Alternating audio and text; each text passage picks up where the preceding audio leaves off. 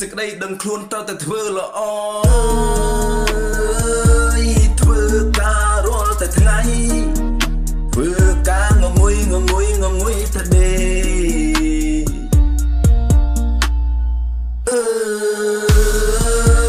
ធ្វើការរាល់តែថ្ងៃធ្វើការងងុយតែដេបើយើងលួចគេវាធ្លាប់ដៃតែបើដេកថ្ងៃនោះយើងវាធ្លាប់ភ្នែកស្រណោះកាលនៅពីក្មេងម៉ែដេញវាយព្រោះតែខ្ញុំខូចពេកម៉ែដេញឲ្យតែដេកថ្ងៃខ្ញុំរត់កិច្ចព្រោះតែខ្ញុំមិនចង់ដេកឥឡូវទើបនឹកឃើញស្ដាយចង់ដេកដែរក៏ប៉ុន្តែរវល់ពេកអត្តាហេអត្តណោនាថោខ្លួនគឺជាទីពឹងខ្លួន